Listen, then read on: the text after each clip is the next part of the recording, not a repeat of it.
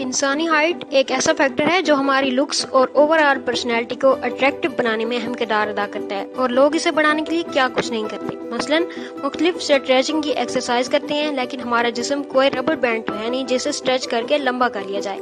इसके अलावा खास किस्म की डाइट इस्तेमाल करते हैं, इसका भी कोई असर नहीं होता, क्योंकि अगर जिस्म में कद को बढ़ाने का अमल शुरू ही नहीं हुआ तो जितनी ज्यादा डाइट इस्तेमाल कर लें कोई असर नहीं होगा। कुछ लोग चंद शॉर्टकट इस्तेमाल करते हैं और उन मेडिसिन पर अमल करना शुरू कर देते हैं जिनमें कहा गया होता है कि एक हफ्ते में कद लंबा करने की गारंटी है। इन मेडिसिन को ना तो मेडिकल साइंस जस्टिफाई करती है और ना ही अकल, बल्कि उल्टा ये जिस्म के किसी और हिस्से पर अफेक्ट करके उसे मजीद खोखला करना शुरू कर देती हैं। लेकिन फिर सवाल यह है कि ऐसा कुदरती तौर पर या मसनूई तरीके से किसी ऐसे तरीके से मुमकिन है या नहीं, तो इसका जवाब हाँ में है। बहुत से ऐसे तरीके वाकई काम करते हैं, और वो तरीके जो काम नहीं करते उसके जरिए आप लोगों को बेवकूफ़ बना रहे हैं। तो आप जुड़े रहें इस वीडियो के साथ, क्योंकि आपको कुदरती तौर पर हाइट बढ़ाने के लिए ऐसे तरीके बताने जा रहे हैं जो यकीनन आपकी सोच और जिंदगी को बदल कर रख देंगे। इससे पहले कि हम चाहें कि हाइट को बढ़ाया जा सकता है, या ये समझना ज़रूरी है कि जिस्म में इसका सिस्टम कैसे काम करता है, यानी कौन कौन से फैक्टर्स हैं जो इंफॉर्मेशन कलेक्ट करते हैं, यानी जो इंफॉर्मेशन हमारी हाइट से रिलेटेड दिमाग के अंदर स्टोर होती है। इस कुछ फैक्टर्स जैसे जीन्स से रिलेटेड हैं, यानी जो हम अपने माँ बाप से हासिल करते हैं। अगर माँ बाप का कद लंबा था तो 90% चांसेस इस बात के होते हैं कि बच्चे का कद भी लंबा होगा, लेकिन अगर माँ बाप का कद छोटा है तो 80% चांसेस इस बात के हैं कि बच्चे का कद भी छोटा होगा। अगर माँ बाप एवरेज हाइट के भी हैं तो 10% चांसेस इस बात के भी हैं कि बच्चे का कद या तो बहुत ज्यादा छोटा होगा या बहुत ज्यादा लंबा। ये बात मेडिकली प्रूव्ड भी है।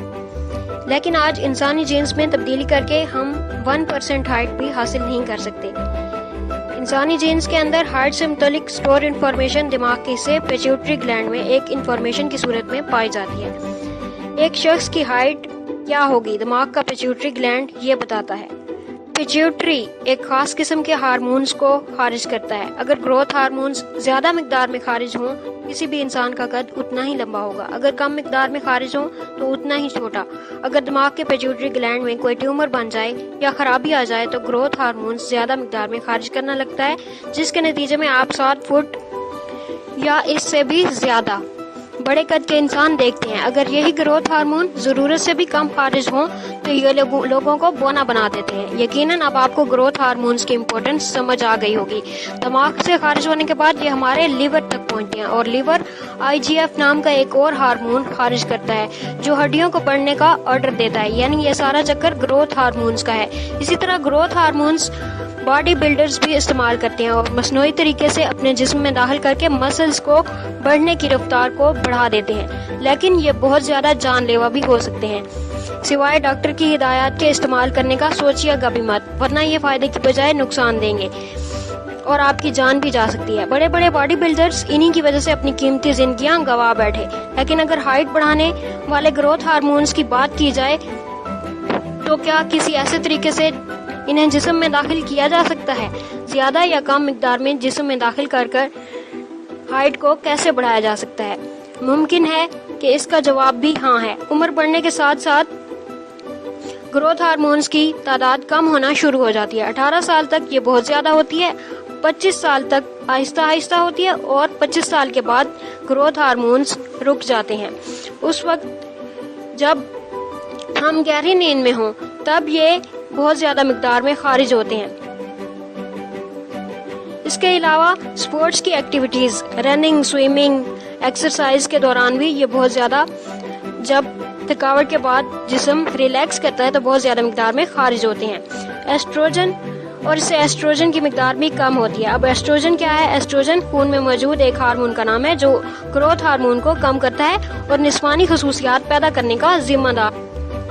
अगर एस्ट्रोजन की मिकदार खून में ज्यादा हो जाए तो ये ग्रोथ हार्मोन को खत्म करने लगता है। एस्ट्रोजन फैट सेल्स में ज्यादा होता है, मसलन मोटे आदमियों में एस्ट्रोजन की मिकदार ज्यादा होती है। अगर बाकायदा वर्जिश की जाए तो जिस्म में फैट्स की मिकदार कम होकर एस्ट्रोजन की मिकदार भी कम हो जाती है और जिस्म शेप में आ जाता है। सो अगर जिस्म में ग्रोथ हार्मोन्स पैदा हो रहे हों تو آپ اچھی خوراک یعنی پروٹین جیسا کہ دودھ، مچھلی، انڈا، سویابین اور منرلز جیسے کہ پوٹاشیم، میگنیشیم اور کیلشیم کی بیلنس ڈائٹ استعمال کرنا شروع کر دیں۔ اس سے آپ کی ہائٹ میکسیمم لمٹ تک جا سکتی ہے۔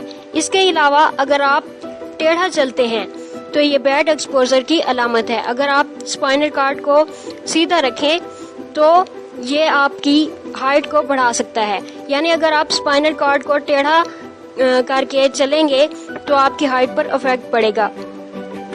اسی لیے کہتے ہیں کہ سخت یا ہموار جگہ پر لیٹا جائے، جیسا کہ احادیث میں بھی بیان ہوا ہے کہ آپ کے قد میں نمایاں اضافہ کر سکتی ہے اگر آپ سخت یا ہموار جگہ پر لیٹیں۔ اگر آپ اپنی ٹین ایج کے دوران بھی سپلیمنٹس کا استعمال کریں جو کہ واقعی کام کرتے ہیں، یعنی آپ کسی پروفیشنل ڈاکٹر سے چیک کرا لیں اور ایکس رے کے ذریعے پتہ چلا لیں کہ آپ کی گروتھ پلیٹس کام کر رہی ہیں اور اوپن ہیں، تو یہ سپلیمنٹس آپ کو بہت زیادہ فائدہ دے سکتے ہیں۔ دوستو، آخر میں بس صرف اتنا کہوں گی کہ آپ